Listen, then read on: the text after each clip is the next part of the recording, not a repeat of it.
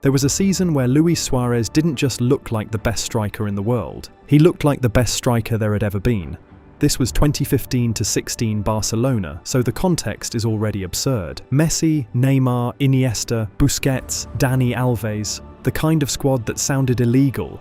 But even in that team, even standing next to Messi and Neymar, Suárez somehow became impossible to ignore. In La Liga, he played 35 games, he scored 40 goals, only 3 of them were penalties. So that is 37 non-penalty league goals, plus 17 assists in 35 games, which is less a stat line and more a formal complaint against defenders.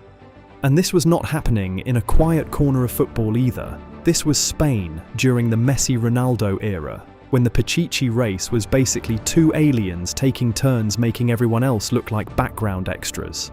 Then Suárez walked in and outscored them both, which feels rude, but also very Suárez. The easy version is to call him a finisher, and sure, he was that. He could score the simple goals, the headers, the tap-ins, the near-post finishes, the ugly little striker goals that look easy because the hard part happened 3 seconds earlier. But that season, Suárez was not just finishing moves, he was creating the entire problem. He would check short, drag a centre-back with him, spin behind him 2 seconds later, and arrive in the box looking personally offended that nobody had stopped him.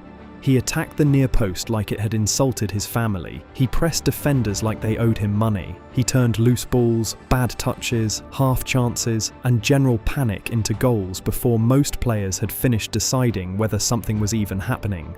That was the thing with Suárez. He looked chaotic, but he wasn't random. Messi made football look like geometry had developed feelings. Neymar made it look like street football had been given a Champions League budget. Suárez made it look like a street fight he had personally scheduled for 3 o'clock. But underneath all of that aggression was an incredibly smart striker. His timing was elite. His movement was horrible to defend against. He knew when to come short, when to run behind, when to occupy 2 defenders, when to leave space for Messi, and when to appear at the back post. And that mattered because Barcelona's attack was not just 3 superstars standing near each other waiting for applause. It worked because the front 3 fit. Messi could drop deep and bend the game toward him. Neymar could isolate defenders and make fullbacks reconsider their life choices. And Suárez gave both of them the perfect number 9, not just a target, a connector, a runner, a wall pass, a decoy, a finisher, a tactical problem with teeth. He was playing with Messi and Neymar, which usually means becoming a supporting character in someone else's masterpiece. Instead, Suárez somehow made himself the plot. And that is what separates this season from just another great goal-scoring year.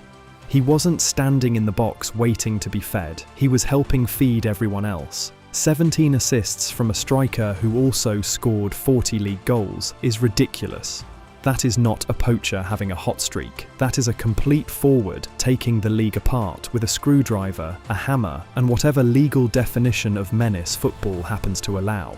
By the end of the season, Suárez won the Pichichi, he won the European Golden Shoe, Barcelona won La Liga, and in the final league game, away at Granada, with the title still on the line, Suárez scored a hat-trick. Because apparently helping win the league was not enough. He had to personally staple his name to the ending.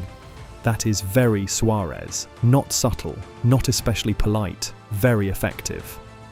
So, is Luis Suárez the greatest striker of all time? For one season, in 2015-16, he gave you about as good an argument as anyone ever has.